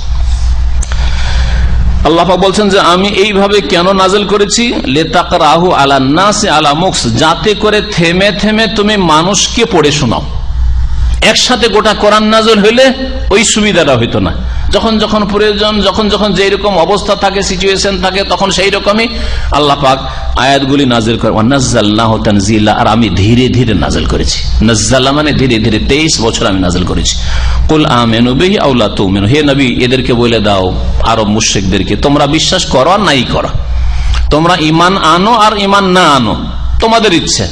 ইন্নাল্লাযীনা উতুল ইলমা মিন ক্বাবলিহি, তবে এর পূর্বে যাদেরকে কিতাব সম্পর্কে জ্ঞান দেওয়া হয়েছে, অর্থাৎ আহলি কিতাব, আহলি কিতাব যাদের কাছে তাওরাতের জ্ঞান ছিল, যাদের কাছে ইনজিলের জ্ঞান ছিল, এদের যারা জ্ঞানী মানুষ, ইযা ইউতলা আলাইহিম, তাদের সামনে যখন কোরআনের আয়াত তেলাওয়াত করা হয়, পাঠ করে শোনানো হয়, ইয়াখিরুনা লিল আযকানি সুজদাা, তারা অধোমুখী হয়ে সিজদায় লুটিয়ে পড়ে। ইয়াখিরুনা খাররা, ইয়াখিরুনা মানে পড়ে যাওয়া, হ্যাঁ পড়ে যাওয়া, মুখের ভরে পড়ে যাওয়া। আর আজকান জিকিন বলা হয় এটাকে, জিকিন বলা হয় কোনটাকে, এটা কি বলেন, এটাকে তুতনি, হ্যাঁ কি বলেন, হ্যাঁ। তো এই জিকিন বললে আরবরা যারা এই জিকিন পার্টি, মানে গোটা মুখে দাড়ি না রেখে কাটতে কাটতে কাটতে কাটতে এইখানে রাখে, ওরা ওইটাকে আর লাহিয়া বলছেন, এটা কি বলে জিকিন। যদি কারো এইখানে থাকে দাড়ি, এইখানে আছে, বলে আবু জিকিন। কি বলে এরা? আবু জিকিন মানে জিকিনওয়ালা। আপনার দুটো মেয়ে থাকে আবু বিনতাইন, একটা মেয়ে থাকে আবু বিন্ত, হ্যাঁ। যেহেতু রাখে এইখানে, আর এটাকে জিকিন বলা হয় আরবি, তো আবু জিকিন, কথা ঠিক। দাড়ি নয়, দাড়ি হলে পুরো মুখে রাখতে হবে। এইরকম আমাদের দেশের মানুষেরা গালের ওপর থেকে কাটতে কাটতে কাটতে চিকন করে, আমাদের মোল্লারা বিশেষ করে মৌলবি এক শরীর কাটতে কাটতে চিকন করে একেবারে এইখানে রাখে, এটা দাড়ি হলো না, আর দাড়ি পুরো মুখের ওপরে, সুতরাং এগুলোও রাখতে হবে, এগুলো কি বলছিলাম, আল্লাহ পাক বলছেন যে ওই জিকিনের ভরে, মানে ওই জন্য বলে অধোমুখী হয়ে, থুতনির ভরে কেউ পড়ে না সেজদায় যখন যায়, কিন্তু সেজদায় যখন যায় তখন মুখটা মাটির দিকে যায়, নিচের দিকে যায়, সেজন্য আল্লাহ পাক রব্বুল এই ভাষাটা এখানে প্রয়োগ করেছেন।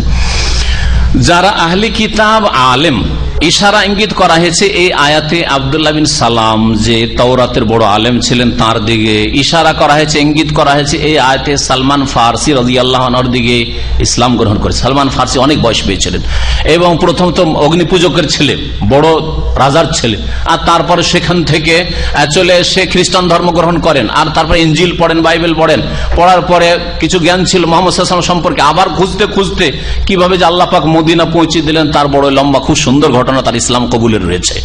তো এদের দিকে ইঙ্গিত করা হয়েছে যে এদের সামনে যখন কোরআনে কারীম আয়াত তেলাওয়াত করা হয়, মক্কার মুশরিকদেরকে বলা হয়েছে তোমরা তো কোরআনের কথা মানতে রাজি না, কিন্তু দেখো আব্দুল্লাহ বিন সালাম রাদিয়াল্লাহু আনহু ইহুদিদের আলেম, সালমান ফারসি পার্সিয়ান, তিনি ইনজিলের আগের ধর্মের আলেম, তাদের দেখো যখন কোরআনের কথা তারা শুনে তখন তারা কি করে, ইয়াখিরুনা লিল আযকানি সুজ্জাদা, তারা অধোমুখী হয়ে সিজদায় লুটিয়ে পড়ে, ওয়া ইয়াকুলুন, এবং তারা বলে সুবহানা রাব্বিনা, আমাদের প্রতিপালকের তাসবিহ পাঠ করছি, পবিত্রতা ঘোষণা করছি, ইন কানা ওয়াদু রাব্বিনা লামাফউলা, নিঃসন্দেহে আমাদের প্রতিপালকের ওয়াদার বাস্তবায়ন হবেই, লামাফউলা মানে হবেই, ফালা ইয়াফালু মানে করা, আল্লাহ পাক ওয়াদা পূরণ অবশ্যই করবেন। ওয়া ইয়াখিরুনা লিল আযকান, এবং এই নেক লোকেরা যাদের কাছে ইলম রয়েছে আল্লাহর কিতাব সম্পর্কে, এরা কি করে, অধোমুখী হয়ে লুটিয়ে পড়ে, ইয়াখিরুনা লিল আযকান ইয়াবকুন, এবং এরা কান্না করে। তাহলে বোঝা গেল কোরআনে কারীমের তেলাওয়াত শুনে নামাজ পড়ে কান্না করার আল্লাহ প্রশংসা করেছে।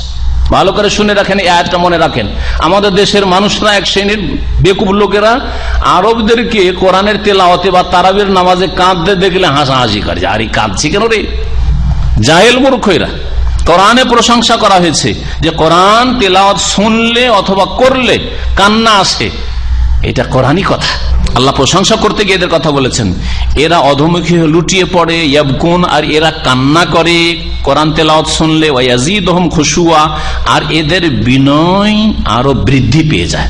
কোরআনের তেলাওয়াত এদের বিনয়কে আরো বৃদ্ধি করে। এখানে সেজদা রয়েছে, আর দুটি আয়াতের তাফসীর বাকি আছে, শেষ করে দিয়ে আপনারা সেজদা করে নেবেন। আর সেজদার জন্য ওযু শর্ত নাই, সিজদা তেলাওয়াতের জন্য ওযু শর্ত নাই। তারপর আল্লাহ পাক বলেন কুল ইদুল্লাহ, হে নবী তুমি মানুষকে বলে দাও, উদুল্লাহ, আল্লাহ বলেই ডাকো আল্লাহকে, আবিদুর রহমান, অথবা রহমান করুণাময় দয়াময় বলেই ডাকো, আইয়াম্মাতাদু, যা বলেই ডাকো না কেন, ফালাহুল আসমাউল হুসনা, তার সুন্দর সুন্দর নাম রয়েছে, যেই নাম দিয়ে ডাকো, গফফার বলে ডাকো, গফুর বলে ডাকো, রহিম বলে ডাকো, হ্যাঁ, আর যা বলে ডাকো না কেন, যেসব নাম আল্লাহ পাকের রয়েছে প্রমাণিত, যেই নাম দিয়ে ডাকো না কেন সেই এক আল্লাহকেই ডাকা হলো। আরো মুশরিকেরা রহমান নামটি মানত না, অস্বীকার করত, সেই জন্য তাদের খণ্ডনে আয়াত নাযিল হয়েছে। 2 নম্বর যেটা খণ্ডন করা হয়েছে যে তারা মিথ্যা অপবাদ দিত, বলছে দেখো দেখো মোহাম্মদ কি করে, মোহাম্মদ আমাদের বলে যে এক আল্লাহ ছাড়া এইসব দেবদেবীর পূজা করবে না, আর মোহাম্মদকে দেখি কখনো ইয়া আল্লাহ বলে ডাকে, কখনো ইয়া রহমান, তো সেই তো 2-3কে ডাকে। এই মূর্খরা বুঝতো না, আর বুঝলেও কি করতো, অপব্যাখ্যা করো অনেক। এটা হচ্ছে বিদাতীদের লক্ষণ, এটা গুমরাহ কাফের মুশরিকদের লক্ষণ, যে বুঝছেন আপনি আমার উদ্দেশ্যটা, তারপর আমার কথার অপব্যাখ্যা করছেন, আপনি আমি কি বলতে চাইছি তারপর আমার কথার অপব্যাখ্যা করছেন। তো রাসূলুল্লাহ সাল্লাল্লাহু আলাইহি ওয়াসাল্লাম ইয়া আল্লাহ, ইয়া রহমান, ইয়া রহিম বলে আল্লাহকে যখন ডাকতেন, ইয়া আল্লাহ তুমি রহম করো, ইয়া রহমান তুমি দয়া করো ইত্যাদি যখন দোয়া করতেন, তখন দেখো দেখো আমাদের বলে যে 2 এলাকে ডাকিও না, আর এই কয়েক এলাকে ডাকে, এই কয়েক এলাকে ডাকে। আল্লাহ বলছে দেখো আল্লাহকে যে নাম দিয়ে ডাকো না কেন, আল্লাহ বলে ডাকো, আর রহমান বলে ডাকো, আর কাদের বলে ডাকো, কাদির বলে ডাকো, অলমাইটি বলে ডাকো, আইয়াম্মাতাদু, যা বলেই ডাকো না কেন, ফালাহুল আসমাউল হুসনা, তার সুন্দর সুন্দর নাম রয়েছে। ওয়ালা তাজহার বিসলাতিকা, হে নবী তুমি নামাজ উচ্চ স্বরে নামাজে তেলাওয়াত করিও না, উচ্চ স্বরে নামাজে তেলাওয়াত করিও না, ওয়ালা তুখাফিদ বিহা, আর আস্তে আস্তেও খুব পড়িও না। নবী করিম সাল্লাল্লাহু আলাইহি ওয়াসাল্লাম মক্কায়, যেহেতু মক্কায় এই আয়াতগুলি নাযিল হয়েছে, যখন কোরআন পড়তেন জোরে পড়লে, জোরে যখন তেলাওয়াত করতেন বা সাহাবীরা তেলাওয়াত করতেন, তখন আরব মুশরিকেরা গাল দিত। মুহাম্মদ সাল্লাল্লাহু আলাইহি ওয়াসাল্লামকে তো গাল দিতই, জিবরাইলকে গাল দিত, আল্লাহকেও গাল দিত, জাহেল মূর্খ আল্লাহকেও গাল দিত। আর আস্তে যদি পড়া হয়তো নিজের অন্তরের উপর ওর একটা প্রভাব, যে ভালো প্রভাব পড়া উচিত, প্রতিক্রিয়া হবে, সেটা হবে না। মনে মনে যদি পড়েন একেবারে, সে না, আল্লাহ বলে যে মাঝামাঝি পড়ো, এমন পড়ো নিজেকে শুনিয়ে পড়ো, নিজের পাশে যদি 1-2 থাকে তারা শুনতে পাক, এইভাবে পড়ো। আর জোরে যদি একটু উচ্চ স্বরে বেশি পড়ো, তাহলে কাফের মুশরিকরা শুনবে, আল্লাহকে গাল দেবে, রসুলকে গাল দেবে, জিবরাইলকে গাল দেবে। আল্লাহ পাক তাই নির্দেশ দিচ্ছেন ওয়ালা তাজহার বিসসালাতিকা, তোমার নামাজ উচ্চ স্বরে পড়িও, মানে নামাজের তেলাওয়াত, কোরআনের তেলাওয়াত। এখানে সালাত বলা হয়েছে তেলাওয়াতকে, তাহলে বোঝা গেল কোরআনে কারীমকে কি বলা হয়েছে? সালাত। বোঝা গেল যে কোরআনে কারীমের তেলাওয়াত ছাড়া সালাত হয় না, নামাজ হয় না। আর সর্বনিম্ন হচ্ছে সূরা ফাতিহা, সূরা ফাতিহার তেলাওয়াত ছাড়া নামাজ হয় না। এই আয়াত দলিল যে সালাত বলে কেরাত বলা হয়েছে, আর সর্বনিম্ন কেরাত হচ্ছে সূরা ফাতিহা। সূরা ফাতিহা না পড়লে নামাজ হয় না। যেমন নবী করিম সাল্লাল্লাহু আলাইহি ওয়াসাল্লামের হাদিস এই আয়াতের ব্যাখ্যা করে, লা সালাতা লিমান লাম ইয়াকরা বিফাতিহাতিল কিতাব, যে সূরা ফাতিহা পড়ে না তার সালাত হয় না। ওয়ালা তুখাফিদ বিহা, আর নামাজে তেলাওয়াত খুব আস্তেও করে দিও না, মনে মনে করে দিও না, গোপনও রাখিও না। ওয়াবতাগি বাইনা যালিকা সাবিল, এর মাঝামাঝি তুমি পথ অবলম্বন করো। নবীকে আল্লাহ পাক নির্দেশ দিলেন মধ্যম পন্থায় তেলাওয়াত কর, নিজেকে শুনিয়ে, আশেপাশে এক দুইজন আছে তারা শুনতে পাচ্ছে, দূরের লোক যেন না শুনে, কাফের মুশরিকরা না শুনতে পায়। ওয়া কুলিল হামদুলিল্লাহ, এবং আল্লাহ পাকের শুকরিয়া জ্ঞাপন করো, প্রশংসা করো। আলহামদুলিল্লাহ, সমস্ত প্রশংসা আল্লাহ পাকের। আল্লাযী লাম ইয়াত্তাখিয ওয়ালাদা, যার কোনো সন্তান তিনি গ্রহণ করেননি, যার কোনো সন্তান নেই। লাম ইয়াত্তাখিয ওয়ালাদান, তিনি কোনো সন্তান সন্ততি গ্রহণ করেননি, ছেলে মেয়ে গ্রহণ করেন নাই, তার কোনো ছেলেও নেই মেয়েও নেই। আরব মুশরিকদের খণ্ডন করা হয়েছে, ফেরেশতাদেরকে আল্লাহর মেয়ে বলতো, তারা আল্লাহর কন্যা বলতো। আর ইহুদি নাসারাদের খণ্ডন করা হয়েছে, যে ইহুদিরা বলতো যে ওজাইর আল্লাহর পুত্র, খ্রিস্টানরা কি বলতো আর বলে এখন, হ্যাঁ, ঈসা আল্লাহর পুত্র, তাদের খণ্ডন করা হয়। সমস্ত বাতিল পন্থীদের খণ্ডন এতে রয়েছে। লাম ইয়াত্তাখিয ওয়ালাদা, আল্লাহর কোন সন্তান সন্ততি নেই। ওয়ালাম ইয়াকুল লাহু শারীকুন ফিল মুলক, আল্লাহ পাকের রাজত্বে ক্ষমতায় কোন শরীক অংশীদার নেই। আল্লাহ পাকের কাজ, আল্লাহ পাকের রাজত্ব হচ্ছে আল্লাহ পাক ছেলে মেয়ে দেন, আল্লাহ রোগের আরোগ্য করেন, আল্লাহ বালা মুসিবত দূর করেন, আল্লাহ দান করেন। আল্লাহ পাকের ক্ষমতা, আল্লাহর কাজে কোনো শরীক নাই। এতে সমস্ত মুশরিকদের খণ্ডন করা হয়েছে, সমস্ত মুশরিকদের খণ্ডন করা হয়েছে। যারা ছেলে মেয়ের প্রয়োজন হলে দরগাহে চলে যায়, কেউ দুর্গাতে যায়, কেউ দরগার কাছে যায়, হ্যাঁ, কেউ বাবাকে ডাকে, কেউ মাকে ডাকে। শুনেছেন না শোনেন নাই? মুশরিকেরা দুই রকম, কেউ মাকে ডাকে, কেউ বাপকে ডাকে। হিন্দুরা সব মাকে ডাকে, মা কালী, মা দুর্গা, মা লক্ষ্মী, মা সরস্বতী, তাই না? সব মাকে ডাকে। গোমাতা, গাভীর পূজা করে গোমাতা, হ্যাঁ, তাদের গোমাতা নাকি মুসলমানরা জবাই করে দিচ্ছে, ওদের মাকে জবাই করে দিচ্ছে। আমরা না হয় জবাই করলাম, আর চামড়াটার জুতা কে বানাচ্ছে? আরে তোমরাই তো জুতা বানাচ্ছ, চামড়া তো তোমাদের মধ্যে, চামড়া তো মুসলমানদের মধ্যে খুঁজে পাওয়া যায় না, তাই না? হ্যাঁ, তোমরা কেমন এই কাজ করছো যে মায়ের চামড়া দিয়ে জুতা পরছো আর জুতা বানাচ্ছ, আবার আর জুতা বানিয়ে আমাদেরকে দিচ্ছ, তোমরাও পরছো, এটা কেন করছো? এরা মায়ের পূজা করে। আর মুসলিমদের মধ্যে কবর পূজারী মুশরিকরা এরা কি করে? বাবার পূজা করে। খাজা বাবা, শাহজালাল বাবা, আটরসি বাবা, মাইজ ভান্ডারি বাবা, অমক বাবা, তমক বাবা, সব বাবার দল, বাবার দল। কত বাবা যে পাকিস্তানে আছে, কত বাবা যে ভারতে আছে, আল্লাহ পাক জানে, বলতে পারবো না। হ্যাঁ, বাবার অভাব নেই। তো মায়ের পূজা নয়, বাবার পূজা। আর ইবাদত বন্দেগী আল্লাহর করতে বলা হয়েছে, বাবারও করতে পারে, মায়েরও করতে বলা হয়নি। বুঝলেন কথা? হ্যাঁ হ্যাঁ, আল্লাহ পাক যেন হেদায়েত দান করে। আল্লাহর কোন শরীক নেই, আল্লাহর কাজে, মুলকে, সার্বভৌমত্বে কোনো শরীক নেই। আরব মুশরিকরা বলতো লব্বাইক আল্লাহুম্মা লব্বাইক, লব্বাইক লা শারীকা লাকা লব্বাইক। এতদূর তো আমাদের সাথে একমত। তারপরে কি বলতো? ইল্লা শারীকান তামলিকুহু ওয়া মা মালাক, তবে একটা শরীক আছে। আরব মুশরিক বলতো কি, যে শরীক আছে, এই দেবদেবী শরীক আছে, আমাদের লাত উজ্জা মানাত শরীক আছে, কিন্তু তামলিকুহু ওয়া মা মালাক, ওদেরও তুমি মালিক, আর ওরা যেসব ডিপার্টমেন্ট মালিক তারও তুমি আল্লাহ মালিক, মানে বড় আল্লাহ, উপরওয়ালা, এইসবের মালিক। এটাই তো কবর মাজার পূজারীরা বলছে, হ্যাঁ, যে খাজা বাবা আর আব্দুল কাদের জিলানী এদের মালিক আল্লাহ, আর এরাকে যে মালিকান আল্লাহ দিয়েছেন ভাগ বন্টন করে দিয়ে দিয়েছেন, সবকিছুর মালিক আল্লাহ, কিন্তু এদেরকে ভাগ বন্টন করে দিয়ে দিয়েছেন দেওয়াল। আল্লাহ পাক বলছেন ওয়ালাম ইয়াকুল্লাহু ওয়ালিয়্যুম মিনাজ-যুল, আর দুর্দশাগ্রস্ত অবস্থায় আল্লাহ পাকের কোনো অভিভাবক নেই, অর্থাৎ আল্লাহ পাকের কোনো দুর্দশাও হয় না।